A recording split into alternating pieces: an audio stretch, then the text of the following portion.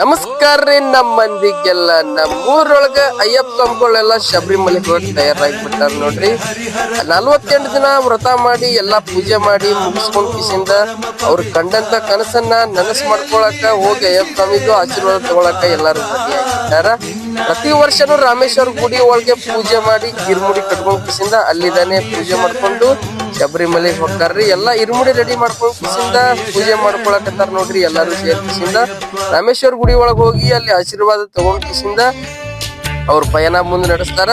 ಮುಂದ್ ಹೋಗಿ ಅಲ್ಲಿ ಗಣಪತಿ ಗುಡಿ ಒಳಗ ಪ್ರಸಾದ ಮಾಡ್ಕೊಂಡು ಅವ್ರ ಗಾಡಿ ಒಳಗ್ ಹತ್ ಬಿಟ್ರಂದ್ರ ಹೋಗಿ ಕಿಸಿಂದ ಮುಂದ ಪ್ರಯಾಣ ಹಂಗೆ ಸ್ಟಾರ್ಟ್ ಆಕೇತಿ. ಇಲ್ಲೆಲ್ಲರೂ ರೆಡಿ ಆಗಿಬಿಟ್ಟಾರ ನೋಡ್ರಿ. ಎಲ್ಲರಿಗೂ ಭೇಟಿಯಾಗಿ ಅವ್ರ ಆಶೀರ್ವಾದ ತಗೊಂಡಿವಿ. ಅವ್ರಿಗೆ ಪಯಣ ಸುಗಮವಾಗಿ ಸಾಗಲಿ ಅಂತ ಕಿಸಿಂದ ಅವ್ರಿಗೆ ಬೇಡ್ಕೊಂಡು ಎಲ್ಲಾರು ನೋಡ್ರಿ ಹೆಣ್ಮಕ್ಳು ಬಂದ್ ಕಿಸಿಂದ ಅವ್ರಿಗೆ ಆರತಿ ಮಾಡಿ ಕಿಸಿಂದ ಹಂಗ ಅವ್ರಿಗೆ ಬೀಳ್ಕೊಡೋ ಸಮಾರಂಭ ಮಾಡಕತ್ತಾರ. ಇದು ಪ್ರತಿ ವರ್ಷನೂ ನಮ್ ಊರೊಳಗ ಹಿಂಗೆ ಮಾಡ್ತಾರ ನೋಡ್ರಿ.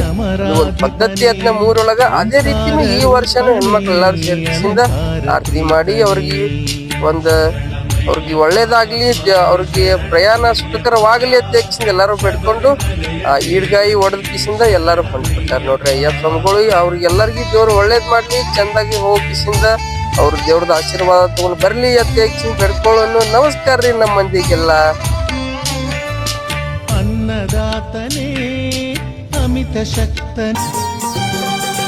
ಚಿನ್ನದ ಕಲಶದ ಗುಡಿಯಲ್ಲಿ 18 ಮೆಟ್ಟಿಲನ್ನು ನೋಡು. ಮೆಟ್ಟಿಲ ಮೇಲ್ಗಡೆ ಯೋಗಾಸನದಲ್ಲಿ ಕುಳಿತಂಥವನ ನೋಡು. ಚಿನ್ನದ ಕಲಶದ ಗುಡಿಯಲ್ಲಿ